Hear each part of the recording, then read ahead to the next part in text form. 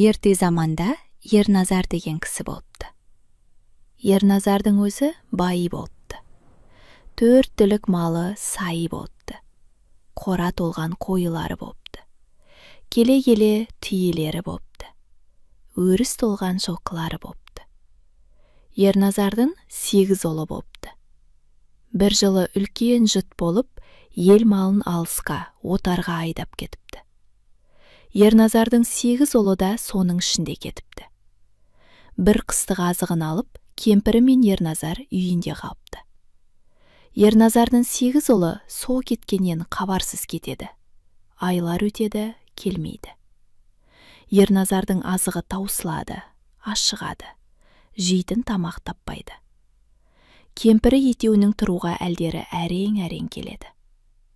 Бір күні кешке жақын кемпірі төсегінен тұрып, үйінің түндігін ашады.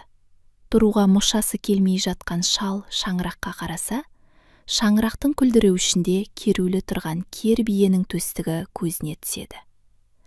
Ерназар қуанып есі шығады. «Кемпір, сүйінші! Кер биенің керулі тұрған төстігі майлы көрінеді. Бол, жылдам асып жіберші!» дейді. Сөйтіп, бұлар төстікті қазанға салады. Төстікті асып жеп, шал мен кемпір әлденеді. Ұзамай кемпір жүкті болады. Мезгілі толып босанады. Бір ұл туады. Оның атын төстік жеген соң біткен бала деп төстік қояды. Төстік өзгеше бала боп өседі. 1 айда 1 жастағы баладай, 2 айда 2 жастағы баладай, 3 айда 3 жастағы баладай. 1 жылда 15-тегі жасөспірімдей болып, 2 жасында алысқан кісілерін алып ұратын бала болады.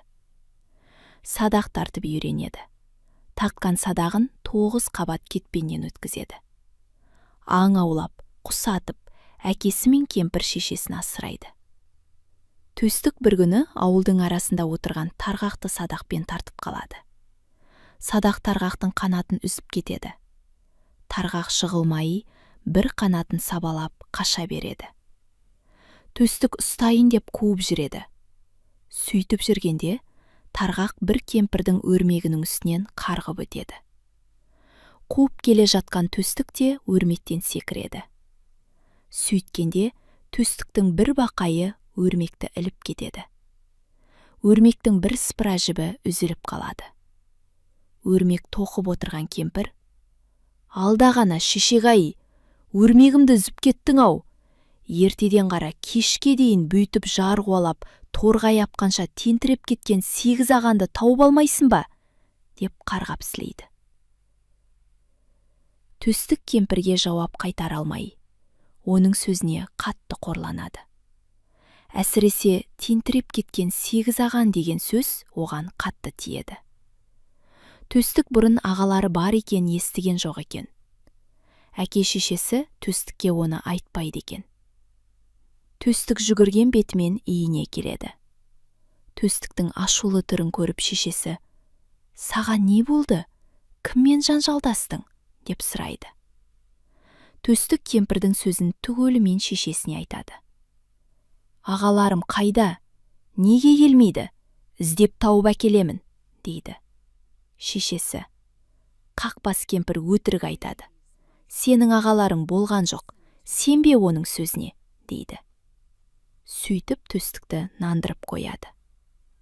Тағы бір күні төстік асық ойнап жүріп, әлгі кемпірдің жалғыз баласын жұдырығымен қойып жіберсе, бала талып қалады. Кемпір төстікті бұрынғыдан да жаман қарғап сілейді.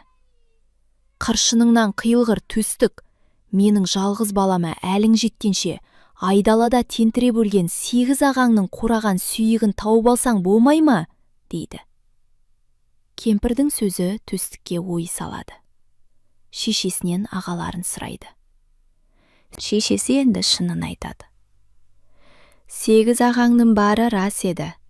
Жұт жылы кетіп еді. Содан қайтқан жоқ. Қайда жүргендерін білмейміз», дейді. Төстік ағаларын іздеу қамына кіріседі. Кемпір шалға аң мен құстың етін қақтап үйіп береді де, төстік жолға шығады. Беліне садақ байлап, Қолына темір таяқ алады, аяғына етік киеді.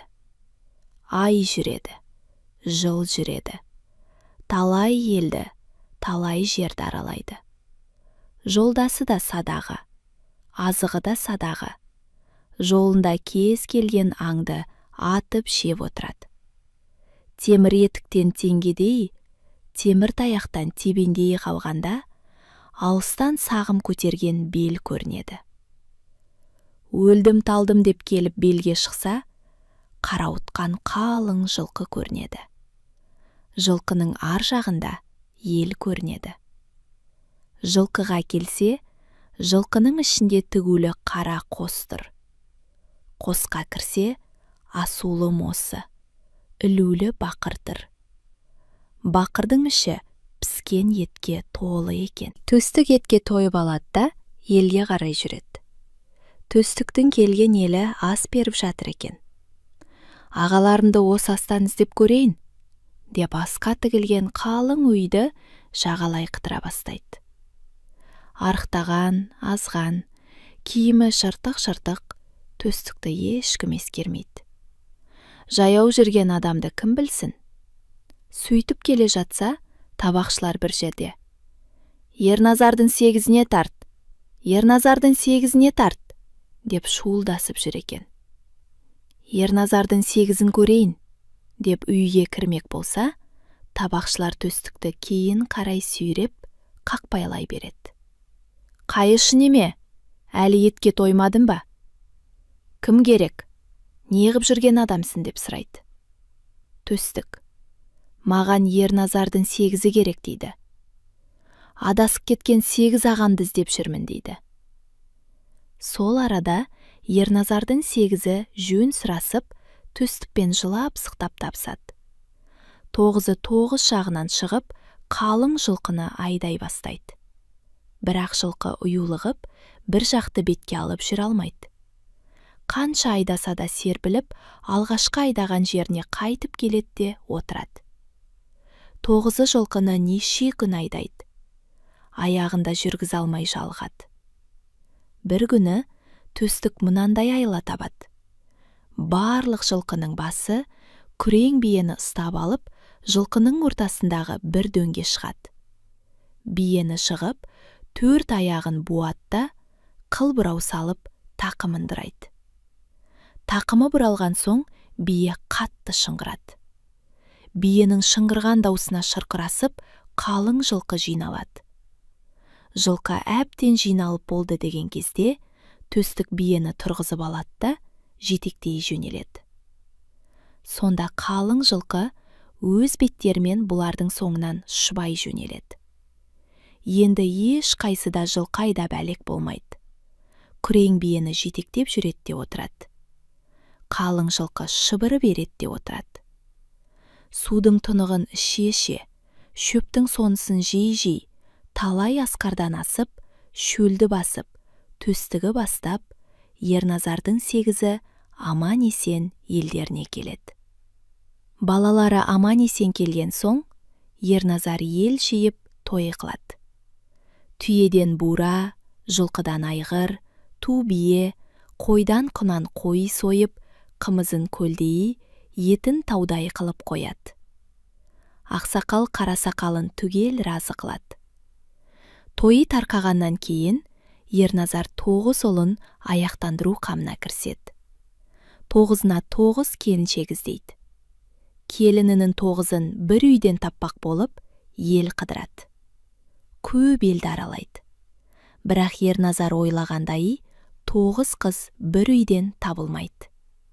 Сөйтіп, Ерназар күдер үзіп келе жатса, алдынан бір ауыл көрінеді.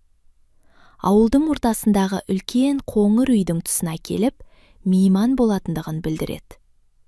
Үйге кірсе, керегенің басында 8 сырға ілулі тұр екен. Соны көрген соң, Ерназар еңкілдеп жылай бастайды. Үйдің бәйбішесі Ерназардан: «Неге жыладың?» деп сұрайды. «Жылаған себебім, 9 ұлым бар. Соған 9 келіншек іздеп жүрген адаммын. 9 ұлымның бір әке-шешеден туған сияқты. 9 келінімнің де бір әке-шешеден туған болуын іздеп жүрген адаммын. Керегенің басындағы көп сырғаны көргенде, тілегіме жеттім ғой деп қуанып қалып едім. Санасам, біреуі кем екен, соған жылап отырмын, дейді Ерназар. Ендеше жылама, тағы біреу бар, әне тұр, деп бәйбіше тұсбақаннан тағы бір сырғаны алып келеді. Кенжекейімнің сырғасы еді. Мұны 8 қызымның сырғасына араластырмаймын. Ана қыздарым бір төбе, кенжекейім бір төбе. Сондықтан кенжекейімнің сырғасы олардыкінен бөлек тұрады, деп сырғаны қайтадан іліп қояды. Ерназар оған: сенің 8 қызың бір төбе, кенжекейің бір төбе болса, менің 8 ұлым бір төбе, төстігім бір төбе еді. Кенжекейін төстігімдікі болсын дейді. Сөйтіп Ерназар 9 қызға құда түсіп қайтады. Ерназар келіндерін алып қайтуға 9 ұлымен сапарға шығады. Жолда бұларға перінің қызы Бектірі кездеседі. Ол төстікті көріп ғашық болады. Төстікті кенжекейден айырып қалу қамына кіріседі. Ерназар 9 ұлымен кенжекейдің ауылына барып көп уақыт жатады. 30 күн ойын, 40 күн тойын істетіп, келіндерін алып еліне қайтпақшы болады. Кенжекейдің әкесі қыздарына түгел енші беріп, көп жасаумен ұзатады. Сонда кенжекейі әкесінің берген еншісіне мінгізген ат, арттырған түйе, тарттырған жасауына разы болмайды.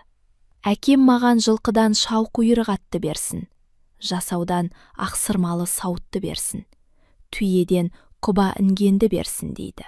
Кенжекейдің әкесі қызына ашуланып, кісісін қайта жібереді. Қызыма айта бар. Ерназардың байлығы оған жетеді. Шауқұйрық атты сұрағаны несі? Шауқұйрық жылқымның құты.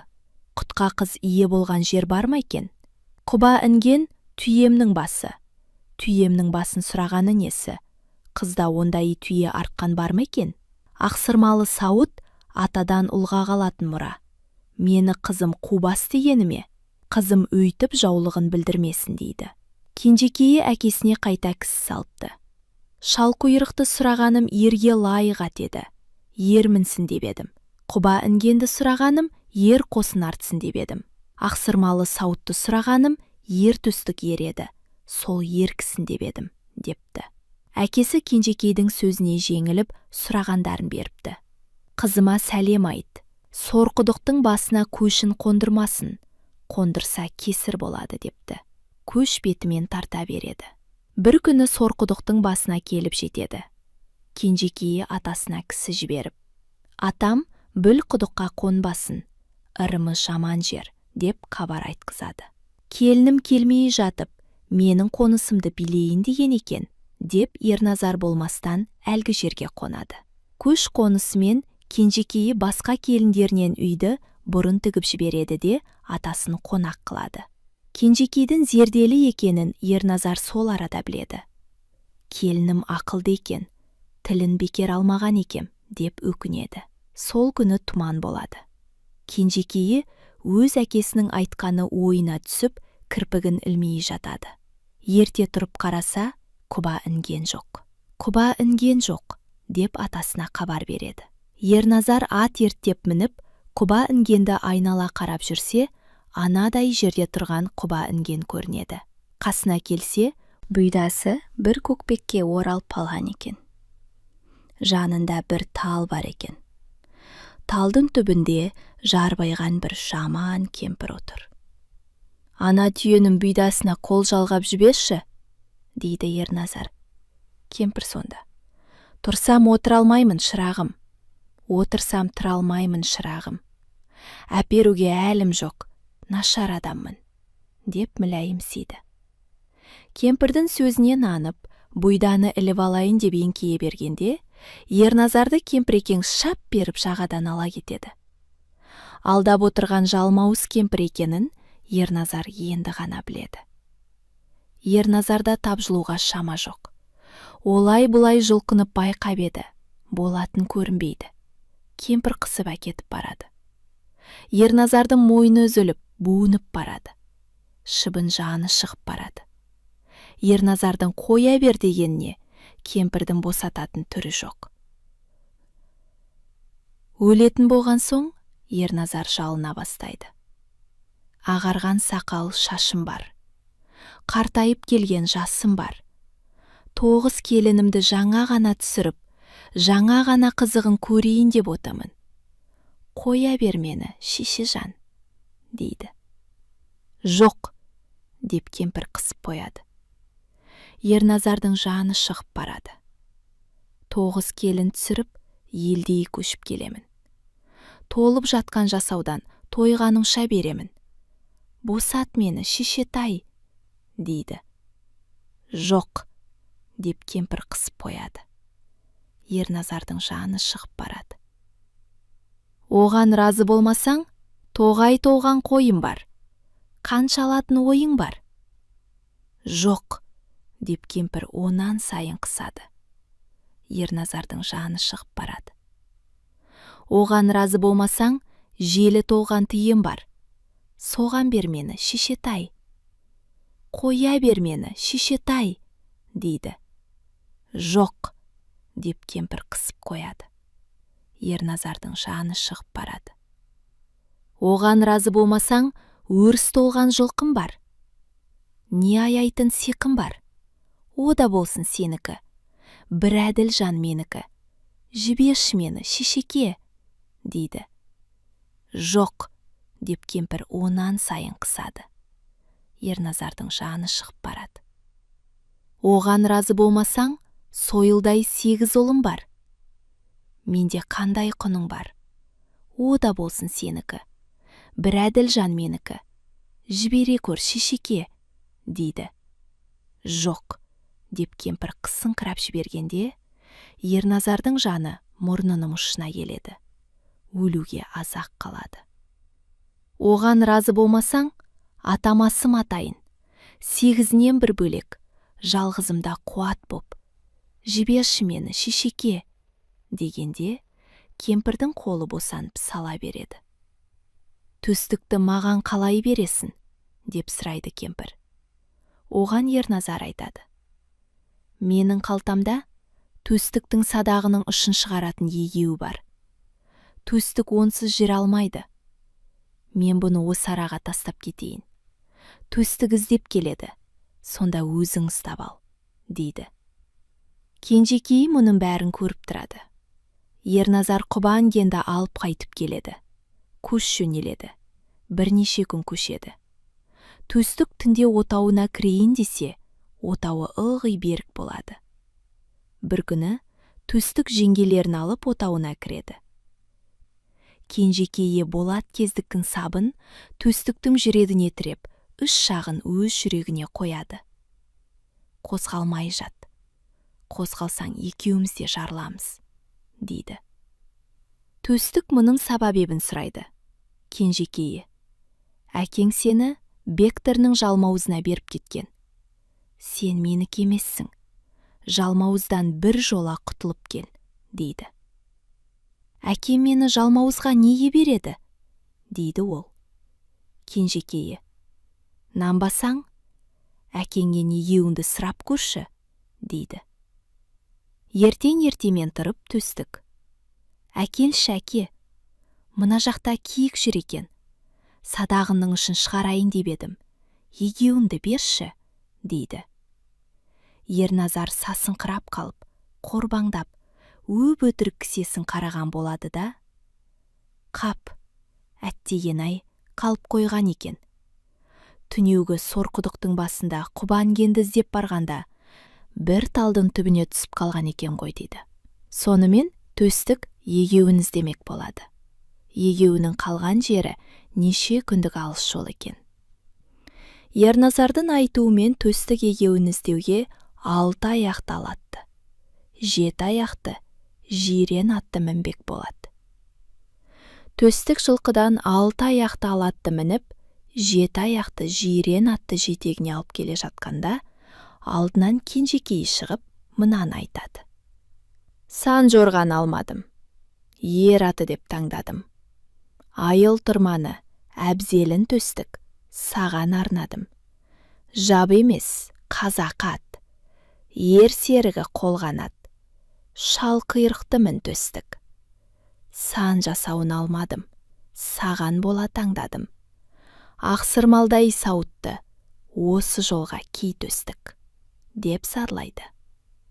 Төстік кенжекейдің тілін алып, шалқұйрық атты мінетін болады. Жылқыдан шалқұйрықты ұстап әкелуге кісі жіберсе, барған кісіге шалқұйрық ат ұстатпайды. Алдына келгенін тістеп, артына келгенін теуіп, маңайына жан жуытпайды. Шалқұйрықты ұстауға төстіктің өзі келеді. Шалқұйрық төстіктен қашпайды. Қолын созса, тырбетпей тұрып, жүгенге басын өзі ұсынады. Төстік жүрерде, кенжекейі құба інгенге буыра шөгереді. Не төстік өлді деген күні, не төстік келді деген күні шеші, деп серт қылады. Төстік жолға шығады. Төстік ауылынан ұзап шыққан соң, шалқұйрық атқа тіл бітеді. Төстік батыр, енді екеуміздің жанымыз бір. Қандай пәле болса да, бірдей көреміз. Менің мына айтқан сөздерім есінде болсын. Егеуіңнің қасында жалмауыз кемпір сені күтіп отыр. Сен егеуіңді ала бергенде ұстап алмақ. Егеуге жақындаған кезде кемпірді алдайтын бір ақыл тап. Кемпір алдана бергенде мен бетегеден биік жусаннан аласа бола берейін. Сол кезде сен егеуді іліп ал да жөнел. Артыңа қараушы болма, дейді. Көп уақыт жол жүргеннен кейін төстік егеу жатқан жерге келеді. Келсе, егеудің қасында кемпір отыр. Ер төстік жақындай түсіп, шеше, шеше, артындағы қыздардың бәрі өзіндікі ме, дейді. Сонда кемпір артына жалт қарайды. Сол мезгілде шалқұйрық бетегеден биік, жусаннан аласа бола береді. Төстік те егеуді іліп алып жөнеледі. Сонда кемпір, сен бе едің төстік алдаған? Сені ме төстік қап бәлем? Деп, тамағы қырылдап, өкпесі сырылдап, қатты сасып, етегін басып, төстікті қуа жөнеледі. Төстік қашып келеді. Кемпір қуып келеді. Бір мезгілде тау қаңбақтай ұшады. Тас бұршақтай жауады. Шалқұйрықтың құйрығына қазандайы тас орала кетеді. Шалқұйрықтың шапқан салмағына шыдамай, қара жер қақ айырылады. Шалқұйрық пен ер төстік жер астына түсіп кетеді. Сол кезде шалқұйрыққа тіл бітіп, біз енді жер астына түстік. Бізге бұдан бұлай жер астының елі жолығады. Біраз жүрген соң, жылан бапы қанның ордасына келгенімізде, мені алысқа қалдырып, өзім ордаға кіресін. Ордаға кіргеніңде есінде болсын. Екі босағадан, екі қара шұбар жылан ысылдап тұра келеді. Олардан сескенуші болма. Олар жылан бапы қанның есігін күзеткен құлдары. Төр алдына бара бергеніңде, екі сұр жылан ысылдап келеді де, екеуі де жеңіңнен кіреді. Қойныңнан шығады, қойныңнан кіреді, қонышыңнан шығады. Бұлар жылан бапы қанның ұлы мен қызы болады. Төрге отыра бергеніңде, дәу екі сары жылан ысылдап тұра келеді. Одан да сескенбе. Бұлар жылан бапы қанның өзі мен әйелі. Егер де бұлардан сескенсең, сені ер төстік демейді. Жер астының еліне қадіріміз болмайды. Жер үстіне жол тауып шыға алмай қаламыз, дейді. Біраз жер жүрген соң, шалқұйрық айтқандай, жылан бапы ханның ордасы көрінеді. Төстік шалқұйрықты анадай жерге қалдырып, сәлем беріп үйге кіреді. Екі босағадағы екі қара шұбар жылан ысылдап тұра келеді. Төстік одан сескенбейді. Төр алдына бара бергенде, екі сұр жылан ысылдап келіп, төстіктің жеңінен кіріп, қойнынан шығады. Қойнынан кіріп, қонышынан шығады.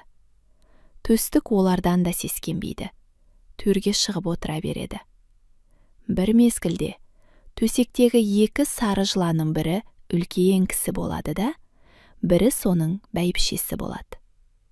Жақсы келдің, ер төстік. Жер астындағы ел де сені ренжітпейді дейді. Сұр жыланның бірі жігіт, бірі әдемі қыз болып кетеді.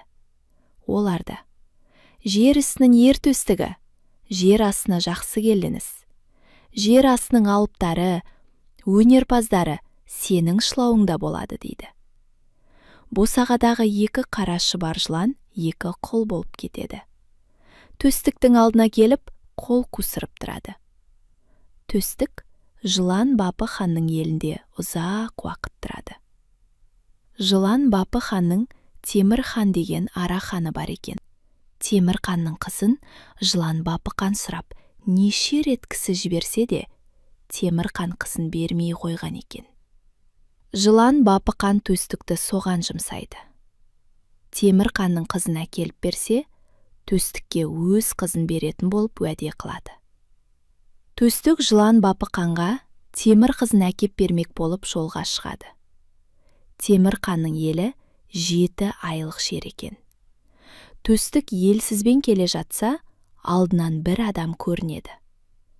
Бұл не қылған адам деп абайласа, әлгі адам ағаштың басында отырған екі сауысқанның құйрығын білдірмей шолып алады да, білдірмеген бойымен бірінің құйрығын біріне қондырып қояды. «О, неғып жүрген жансың?» деп төстік қасына жетіп келеді. «Жердің үстіндегі төстік жердің астына түсті дегенге, соған жолдас болайын деп жолын тосып жүрген адам едім», дейді әлгі кісі. «Төстікке жолдас боларлықтай қандай өнерім бар еді?» дейді төстік.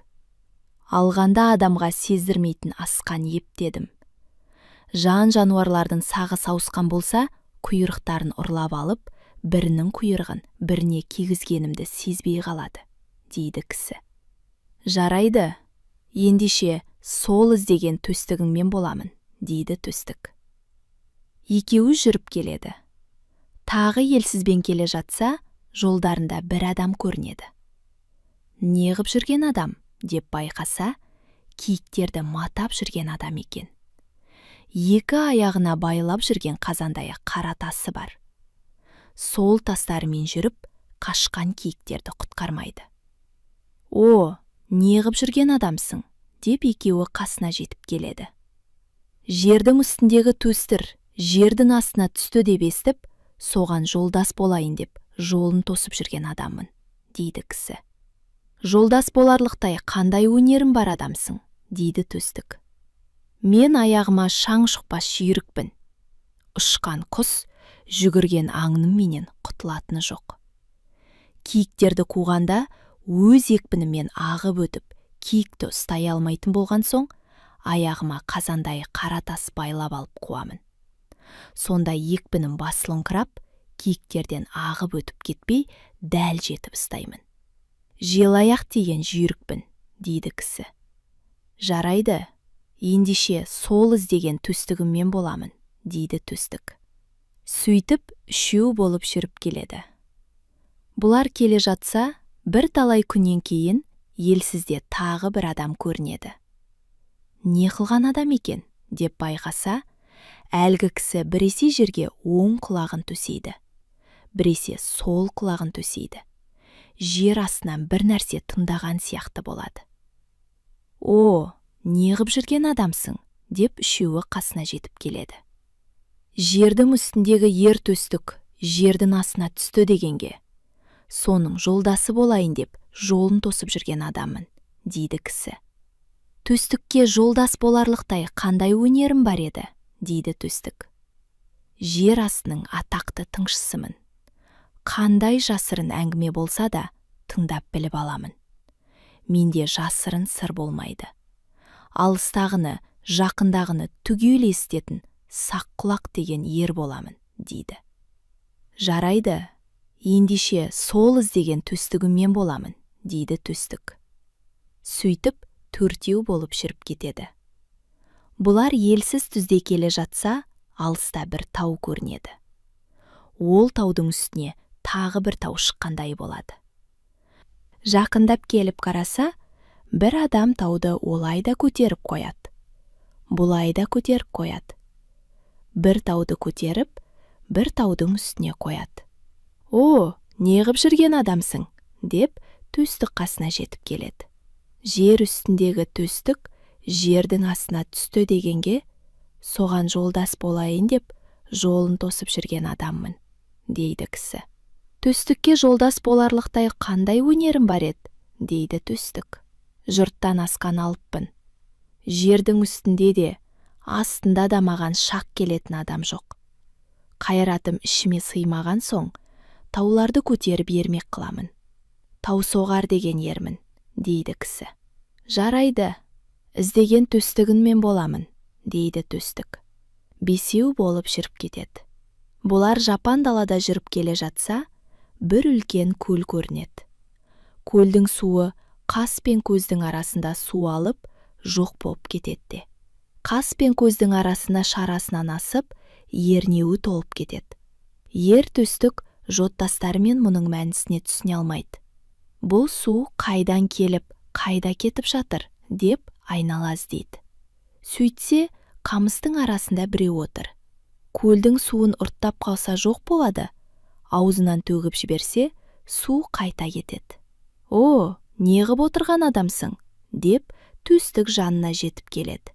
Жердің үстіндегі төстік жердің астына түсті дегенге, жолдас болып ерейін деп жолын тосып жүрген адаммын, дейді әлгі кісі. Көлдің суы қарныма жұқ болмайды. Қанша үлкен дария болса да, бірақ ұрттайтын көлтаусар деген ер боламын, дейді кісі. Жарайды, ендеше сол іздеген төстігіңмен боламын, дейді төстік. Алтау болып жүріп кетеді. Көп уақыт жол жүргеннен кейін бұларға бір оба көрінеді. Жақындаса, обаның басында жалпыған бір адам отыр. «О, неғып жүрген адамсың?» дейді оған төстік. Жердің үстіндегі төстік жердің астына түскенін. Жылан бапы қанға келі, оның қорқытқаннан қорықпай төріне шыққанын. Одан темір қанның елін іздеп шыққан жолында жер астының өнерпаздарын жинап келе жапқанын көрген соң, соған жолдас болайын деп жолын тосып отырмын, дейді кісі. Төстікке жолдас боларлықтай қандай өнерім бар еді, дейді төстік. Жер астының қырақсымын. Төстік, сенің не күйге ұшырағаныңның бәрі көріп отырмын. Бар өнерім қырағылық. Жердің асты үстінде менің көзіме қағыс жер жоқ. Қандай нәрсе болса да, анықтап қарасам, бәрін де көремін, дейді кісі. Жарайды, ендеше менің жолдасым бол, дейді төстік. Жетеу болып жүріп кетеді. Бұлар 7 айы жол жүріпті. Темір қан елінің отырған жеріне келсе, темір қан елінің жұрты жатыр. Төстіктің келе жатқанын естіп, көшіп кетіп қалған екен. Сақ құлақ тыңдап көрсе, адам баспас деген жерге қонып жатқан хабар естіледі. Қырағы көз жіберіп еді.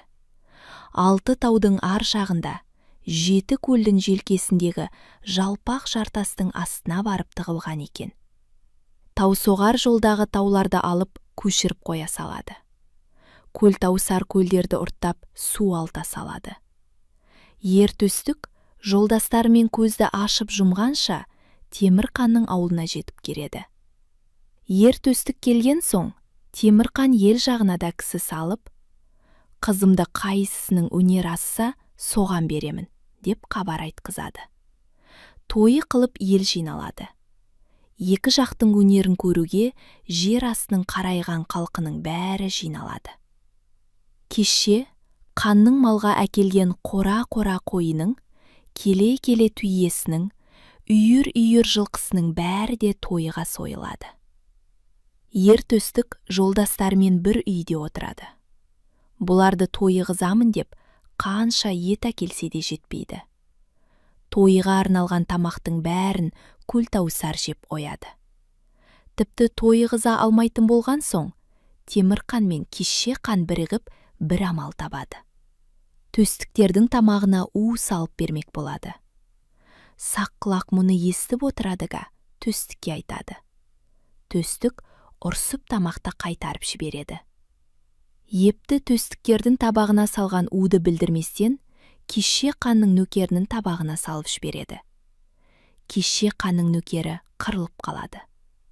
Бұдан жеңілген соң Темір хан ат шабысына шығады. Өзінің бар жүйрігін бәйгеге қосады. Ер төстік шалқұйрықты даярлайды. Қарақшының түбіне келген соң шалқұйрыққа тіл бітеді. Егер атты өте алысқа айдаса, менің шабысым өте жылдам болады. 3 күн шапсам, бүйірім қызып, өзімді тоқтатуға шамам келмей, кетіп қалуым мүмкін. Мен келе жатқанда алдымнан арқан керіп қой. Арқан 3 қабат болсын. 1 қабаты кендірден болсын. 3 қабат арқаның 3-еуі де үзілсе, мен саған жоқпын. Ағынымды тоқтата алмай кеткенім. 3-еуі де үзілмесе, мен жығылып өлемін. Онда да саған жоқпын. Егер арқан жартылай үзілсе, мен тоқтаймын. Жығылып қалсам да, жаным қайтадан кіреді. Күдер үзбе, дейді. Ер төстіктің жалғыз шолағы бір жерде зарығып өліп қалсын деп, Темір хан атты бір жұмалық жерге айдатады. Балуан күресі басталады. Таусоғарға балуан шақ келмейді. Жер астының алыптарының бәрі жығылып бітеді. Күресуге кісі шықпаған соң, таусоғар бір тауды көтеріп алып, жұртқа күшін көрсетеді. Темір хан мен кеше хан қатты сасып, тауды біз жаққа қоя көрмесін, деп төстікке жалынады. Төстік тауды орнына қойғызады. 1 жеті өткен соң, бәйге аттары қайтып оралады. Жұрт қарақшының түбінен аттарын күтеді. Бір мезгілде алыстан бір шаң көрінеді. Шаңның ішінен жақындай келе бір қара көрінеді. Шалқұйрық екенін танып, ер төстік 3 қабат арқан кереді. Шалқұйрық құйынша заулаған бетімен арқанға келіп, жоқ болады. Қараса, шалқұйрық жығылған екен. Шалқұйрық талып түсіпті. Сонда төстік: 3 жаның бар еді. 2-еуі шықса да, 1-і қалған шығар. Тұр шалқұйрық, тіріл шалқұйрық, депті. Сол уақытта шалқұйрыққа жан кіріп, оқыранып түрегеледі. Басқа аттар бірнеше күннен кейін келеді. Темір хан мен кеше хан балуан және ат бәйгесінен жеңіліп, не қыларын білмей сасады. Енді жаяу жарыс салып көрейік, дейді. Жаяу жарысты 1 күндік жерден жібермек болады. Ер төстік желаяқты қосады. Жүйріктер 1 күн жүріп барып, барған жеріне қонып, ертеңіне ертемен жарысып қайтпақ болады. Темір хан жүгіргіштердің ішіне 1 мыстан кемпірді қоса жіберген екен. Барып қонған жерінде сол мыстан желаяққа: «Шырағым, шаршадың ғой, деміңді алып ұйықта, жарысарда өзім оятамын», деп оны алдап, ұйықтатып тастайды. Желаяқ мыстан кемпірдің сөзіне нанып, қаннен қаперсіз ұйықтап жата береді. Бір мезгілде оянса, шекесінен күн өтіп барады. Түс болып қалған екен. Жүгіргіштер әлде қашан кетіп қалыпты. Кемпірдің алдағанын біліп, желаяқ санын бірақ соғып тұра жөнеледі. Жерден 1 уыс топырақты ала жөнеледі. Ұстай ұшып, құйындайы ұйытқып келе жатса, жаяулар да қарақшыға жақындап қалған екен. Ең алдында мыстан кемпір бара жатыр екен. Желаяқ өте беріп, уысындағы топырақты мыстан кемпірдің көзіне шашып кетеді. «Алдағана шешеғай, мықтадың-ау», деп кемпір көзін уқалап қала береді. Сөйтіп, жаяу бәйгесінде ер төстік жеңеді. Темір хан енді қайтадан тойы жасап, қызын жылан бапы ханға ұзатпақ болады. Темір ханның ернеуі 40 құлаш үлкен қазаны терең көлге түсіп кеткен екен. «Нағыз ер болса, соны алып берсін», деп ол ер төстікке кісі салады. «Көлдің суын құрт», деп төстік көл таусарды жұмсап еді. Қан шауырттаса да, көлдің суы көлтауысардың мұртына сыймайды. Судың 1/3 қалғанда көлтауысардың ұрты суға толып бітеді. Сонда шалқұйрыққа тіл бітіп, «Қазанды мен сүңгіп алып шығамын», деп рұқсат сұрайды. Ер төстік рұқсат етеді. Шалқұйрық: «Мен суға сүңгігенде ақ көбік шықса жақсы болғаны. Қуана бер, аман есен қазанды алып шыққаным. Қызыл көбік көрінсе жаман болғаны. Алып шыға алмай, су астында қалып қойғаным», дейді. Шалқұйрық суға сүңгіп кетеді. Көпке дейін еш нәрсе білінбейді. Бір мезгілде ақ көбік көрінеді. Ер төстік қуанады. Оның артынан ұзамай қызыл көбік көрінеді. Ер төстік шошынып, зарлана бастайды. Ер төстік зарланып тұрғанда, шалқұйрық дәу, қара қазанды құйрығына орап, су үстіне шыға келеді. Шалқұйрыққа тіл бітіп сөйлейді. «Су өте терең екен.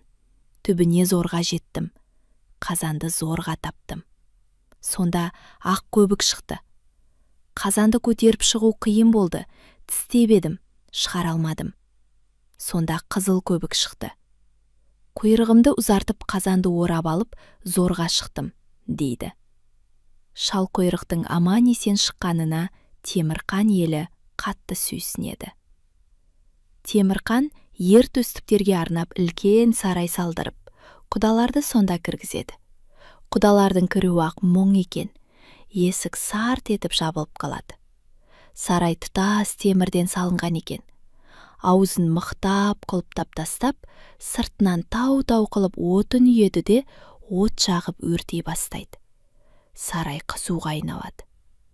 Сарайдың ішіндегі төстік жолдастарымен киетін болады. Таусоғар орнынан тұрады да, сарайдың есігін теуіп жібереді. Есік шалқасынан түседі. Көлтауысардың бір ұртында бір көлдің суы бар екен.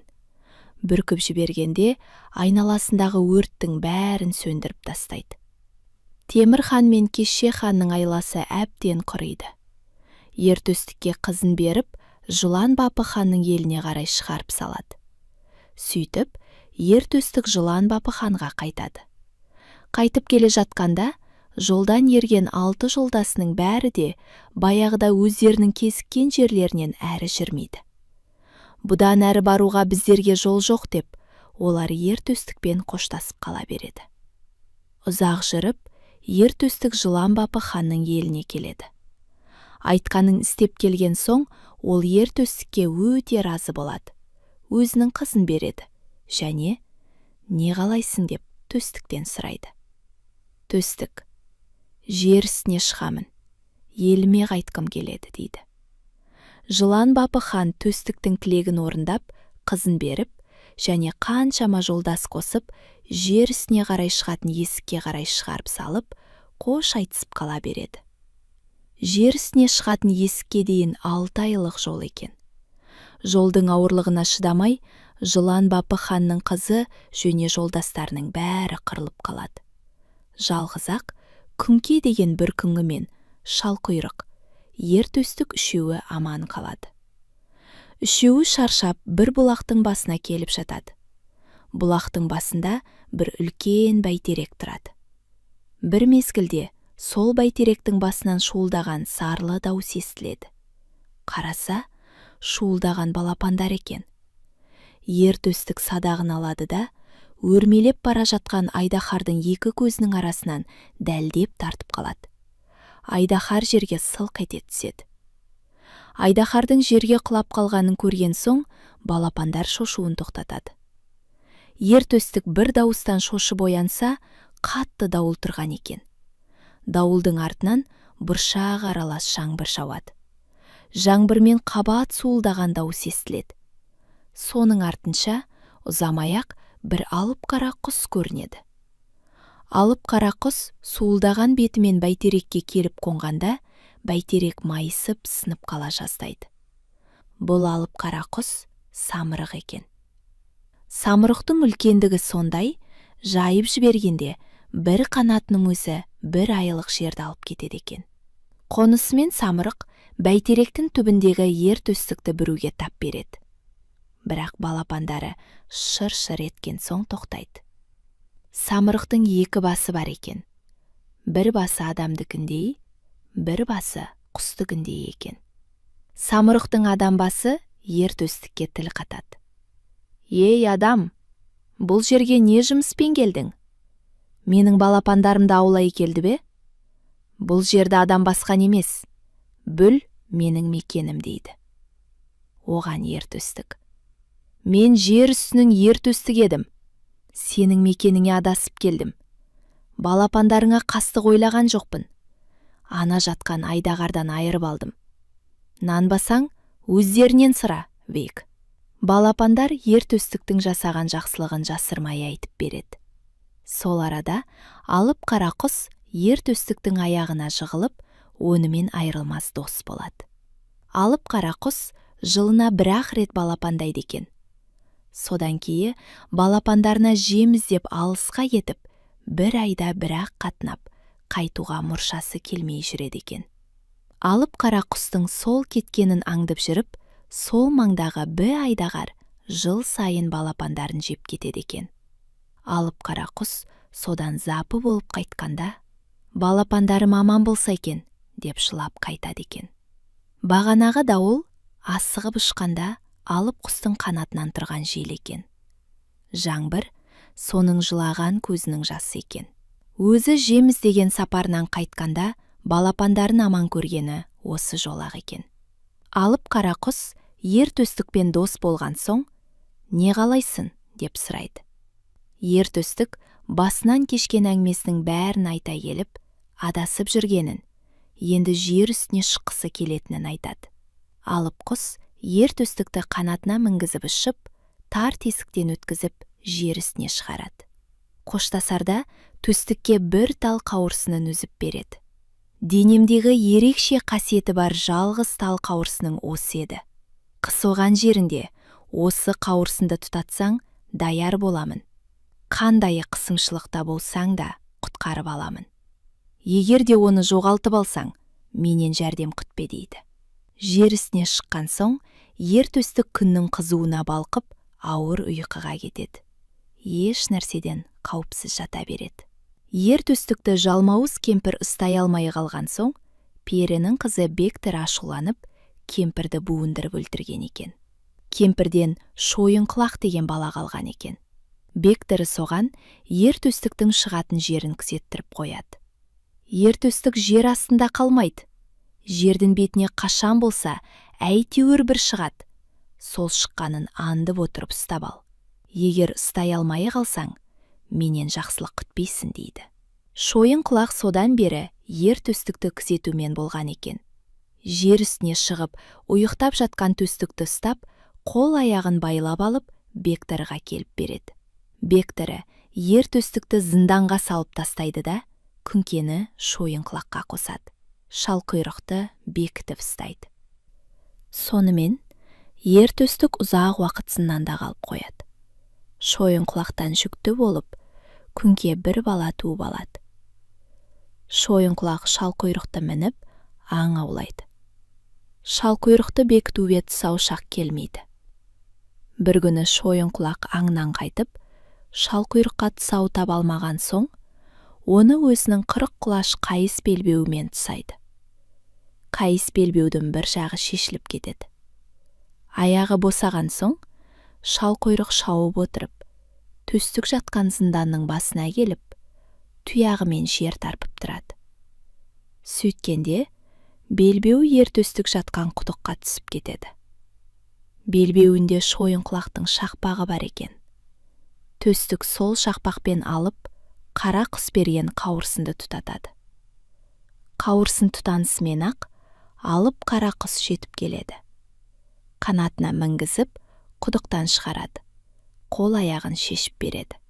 Қолымнан келген жақсылығым осы, досым. Шойынқұлаққа әлім келмейді.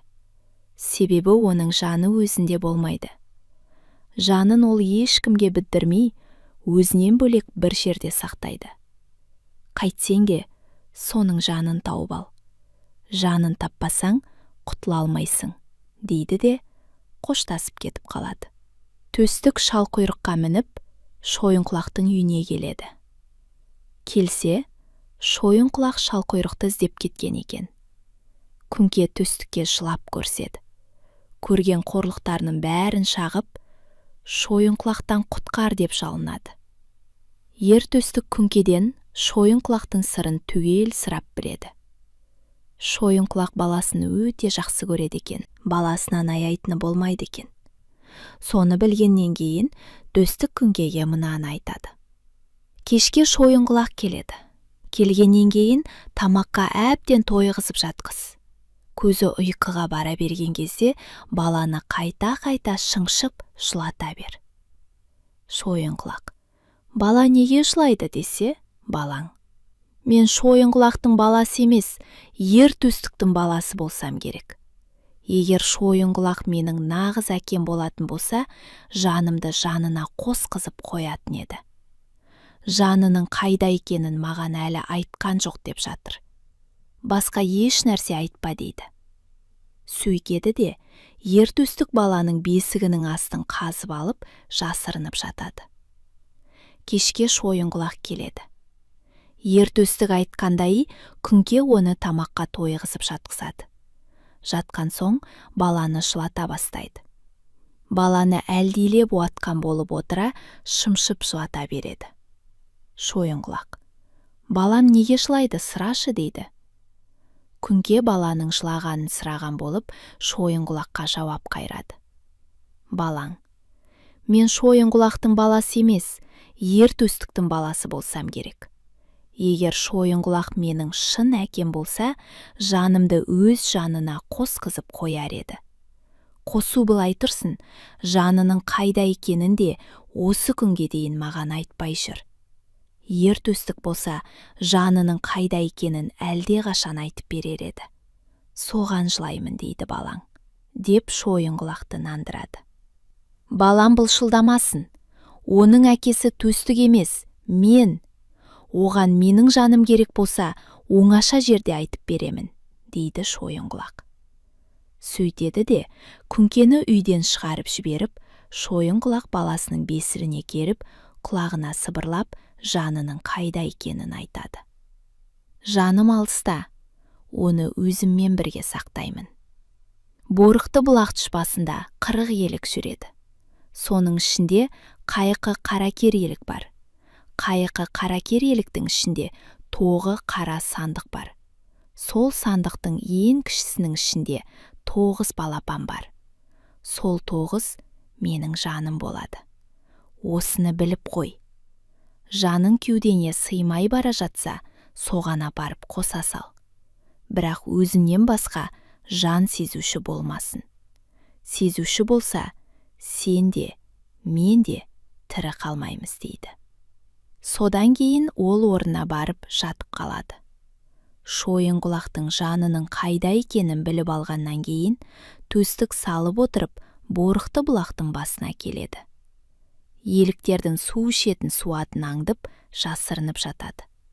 Күн шаңғай түс болған мезгілде 40 елік борықты бұлақ қайдасын деп салып келе жатады да, суатқа жақындаған кезде осқырынып тұра қалып, қайта жөнеледі. Күн ысыған сайын еліктер суға беттеп келеді де, жақындаған мезгілде осқырыныш тұра қалып, жалт беріп, қайта жөнеледі. Ызап кетеді де, шөлге шыдамай суға қайта ойысады. Бірақ суатқа жақындамайды, үркіп, осқырынып тұра қалады. Әлден уақытта еліктер бір-бірімен сөйлесе бастайды. Біреуі: су басында бір бөтен иіс бар дейді. Енді біреуі: адам иісі секілді дейді. Шойынқұлаққа қастық ойлаған біреу шығар дейді. Әсіресе қайқы қаракер елік өзгесінен оқшау артында жүреді. Еліктер әлгіде сөзге келгенде ол қаша жөнеледі. Сонда ер төстік үн беріп, мынаны айтады: жан серігім, 40 елік, жаным сенде 40 елік. Жасымнан болдың жан серік, мен Шойынқұлақпын дейді. Содан еліктер қашпай суды жағалай бастайды. суаттан жапырласып су ішуге бас қояды. Арт жағынан қайқы қара елікте бас қояды. Еліктер өте шөлдеп қалған екен. Суға тойып, қарындарын қампитып қайқайып шыға келеді. Әсіресе қайқы қараның қарны жер сызып, суаттан шыға берген кезде, төстік қарнын дәл көздеп, садақты тартып қалады. Қарны ақтарыла 9 қара сандық жерге сау ете түседі. Ең кішісін ұстай алып, төстік ашып жіберсе, іші толған балапан шүпір-шүпір етеді. Санап жіберсе, 9 екен. 8-нің мойынын жолып алып, шойын құлақты шала жансарында бір көрейін, деп соның үйіне тартады. Шойын құлақтың үйіне жақындағанда, күнке алдынан шығады. Шойын құлақ қалай? Деп сұрайды төстік. Шойын құлақ әлсіреп жатыр, дейді күнке. Келсе, шойын құлақтың көзі зорға қимылдайды. Болар болмас қана демін алып жатыр екен. Батыр, қалайсың деп, ер төстік мазақтап жақындай бергенде, шойын құлақтың қолы ер төстіктің жағасына шап ете қалады. Екеуі алса кетеді. Төстік: оп-оңай жерге шаншып тастаймын ғой, деп ойлап еді. Шойын құлақ әл бермейді. Енді біраз алысқан, шойын құлақтың күшейіп бара жатқандығы байқалады. Төстік буынып, қара терге түсіп, әлі кетіп бара жатады. Төбесінен тау басқандай денесін темір тор шырмаған болып көрінеді. Сол мезгілде төстік күнкеге жалынады. Күнке жүгіріп келіп, төстіктің қойнындағы сандықты жұлып алып ашып көреді. Қараса, балапандар жыбырлап көбейіп қалған екен. Мойындарын жұлып алғанда, шойын құлақ сылқ етіп құлай кетеді. Төстіктің сандықпен қойнына тығып әкелген бір балапаны 8 балапан болып қалған екен. Енді біреуі тірілсе, шойын құлақ мүлде әл бермей кетпек екен. Балапандардың мойны түгел жұлынған соң, шойын құлақтың баласы бесідін шықыр-шықыр еткізіп, бірдеме деп сөйлеп жатады. Төстік құлақ салып тыңдаса: қап бәлем төстік, саған қылмасам, әкем шойын құлақтың құнын алмасам, деп шіреніп қояды. Сол арада төстік оның қол аяғын байлап, бесік-месігімен суға тастап жібереді. Сөйтіп, бектірінің жалмауызынан әбден құтылып алады да, ер төстік елін іздеп қарта береді. Ер төстік жер астына түскеніне көп жыл болады. Елде күдер үзіп қояды. Жалғыз ғана кенжекейі: ер төстік бір келер, деп дәмелі болып жүреді. Құба інген қашан боталар екен? Ер төстіктің не өлген қабары, не келген қабары қашан білінер екен, деп соны күтумен болады. Бір күні кенжекейі ертемен тұрса, құба інген жоқ. Бошалап кетпесе иеді, деп кенжекейдің жүрегі су ете қалады. Жан жақтан жүгіріп, құба інгенді іздейді. Іздеп жүріп, сарылап жүреді. Құба інген бір сайда боталайын кеп жатыр екен. Ар жағынан ақсақ боз атқа мінген бір ақсақалды шал көрінеді. Құба інген боталап жатқанда, кенжекейдің беріндегі торғын орамалы шыр айнала тарқатылып жазыла береді. Кенжекейі: енді төстік өлген екен. Тірі болса әлде қашан бір хабар болар еді, деп ойлап, жылап отырады. Ақсақал шалдың астындағы боз ат кісінеп қоя береді. Кенжекейі аттың кісінегенінен оның шалп құйрық екенін таниды. Кенжекейі мен құба інген екеуін ер төстікте таниды. Сол арада амандасып, мәз болысып қалсады. Бәрі де баяғыдағы айрылған күндегі қалыптарына келіп, қайтадан стасарады. Ер төстік жас жігіт, кенжекейі жаңа түскен келіншек. Шалқұйрық бесті ат қалпына келеді. Одан кейін ұзақ жылдар өмір сүріп, мақсаттарына жетеді.